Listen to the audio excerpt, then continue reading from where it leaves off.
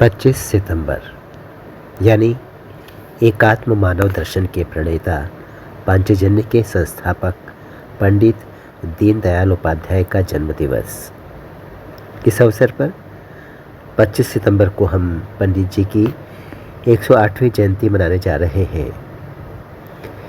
हम अर्थात पांचजन्य के सभी लेखक संपादक इस अवसर पर हमें मौका मिलता है उनसे उनके समग्र दर्शन को याद करने का, उनके समग्र दर्शन से प्रेरणा लेने का, भारतीय संस्कृति की उदात्त परंपराओं का स्मरण करने का, अपने उत्कृष्ट लोक विज्ञान के विवेचन का, अपने समाज की सामूहिकता का,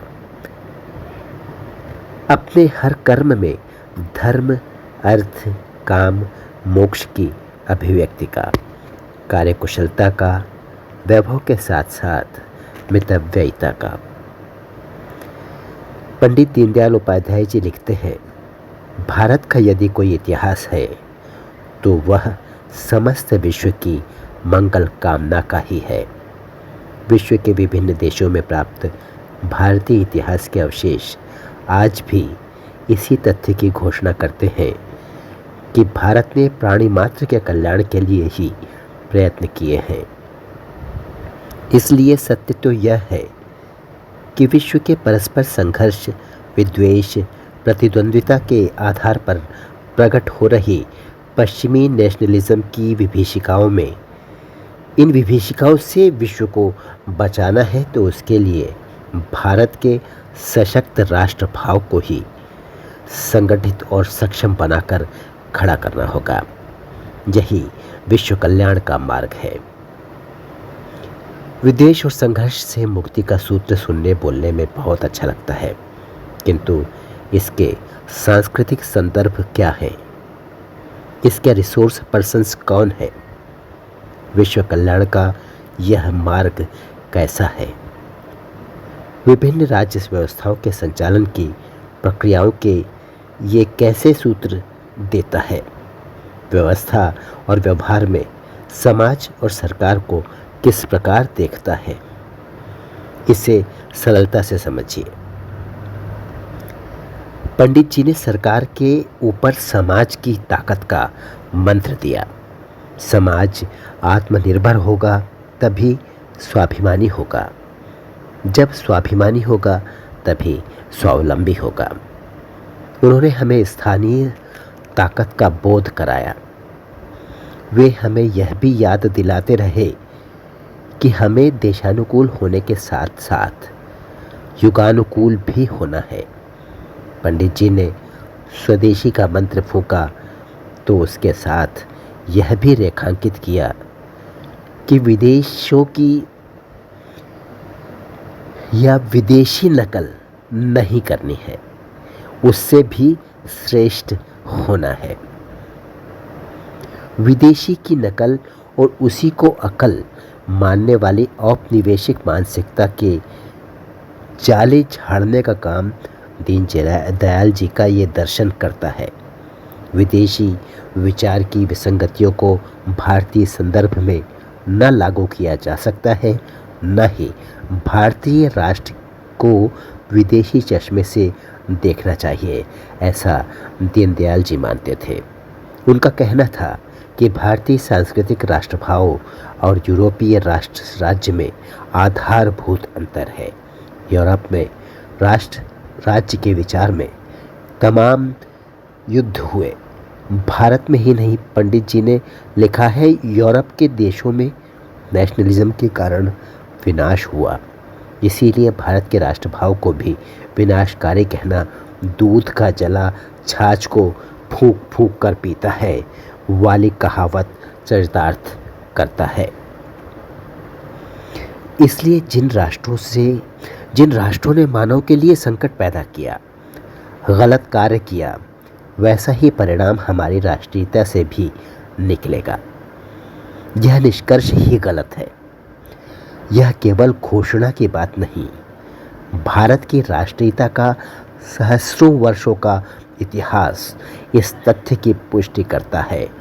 विश्व के इन देशों ने जहां विगत 1500 वर्ष में भीषण विनाश के दृश्य उपस्थित किए, वहां भारत के लंबे इतिहास में मानव को पीड़ा पहुंचाने का उल्लेख करने वाला एक भी पृष्ठ नहीं है।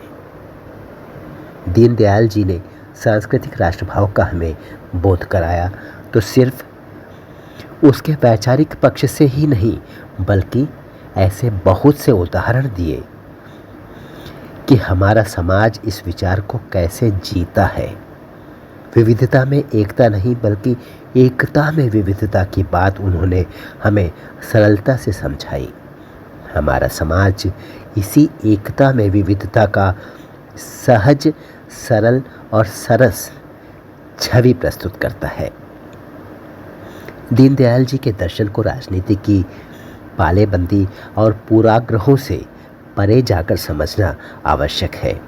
आवश्यक है कि इसे पुस्तक के पन्नों से ज़मीन पर उतारने वाले अनुभवों के माध्यम से समझा जाए। पांचजन्य को इस सप्ताह की आवरण कथा इसी दिशा में एक प्रयास है। जिस सप्ताह की बात कर रहे हैं वो पांचजन्य का 22 सितंबर 2024 का अंक है। ये जो आप सुन रहे हैं ये हितेश शंकर जी, जो कि संपादक हैं पांचजन्य के, उनका आलेख है और हमारा रेडियो हिंदुस्तान पर सौभाग्य कि हम उसे प्रस्तुत कर रहे हैं। थोड़ा आगे बढ़ते हैं। दीनदयाल शोध संस्थान के कार्यकर्ताओं ने गांवों में काम करते हुए पिछले 46 वर्षों में अपने भोले भाले समाज के ज्ञान का साक्षात्कार किया है, उसकी विद्वता को करीब से समझा है, प्रकृति के साथ उसकी एकात्मता के दर्शन किए हैं, प्रकृति से उनके भावात्मक लगाव का अनुभव किया है। संस्थान के साथ जुड़ी शोधकर्ताओं की एक टीम ने पिछले एक दशक में 3 महत्वपूर्ण बिंदुओं पर गहन अध्ययन किया। उसके रिसोर्स पर्सन्स थे हमारे समाज के आमजन, बुजुर्ग, महिला, सभी लोग। वही उस शोध के रेफरेंस पॉइंट भी थे और ये 3 विषय थे: जल संस्कृति, पोषण संस्कृति और देशज ज्ञान परंपरा के माध्यम से सुशासन।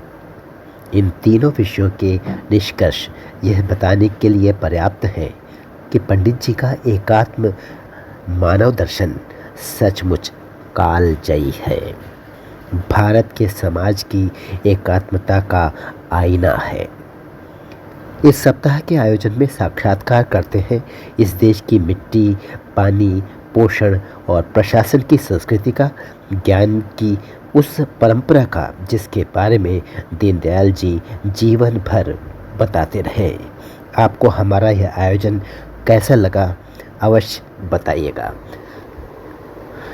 अत्यंत प्रसन्नता है, सौभाग्य की बात है कि हितेश शंकर जी का यह आलेख, जिसका नाम है भारत में लोक विज्ञान की संस्कृति, जो कि लिया गया है पांचजन्य पत्रिका से, हम आगे भी इसी तरह प्रस्तुत करते रहेंगे।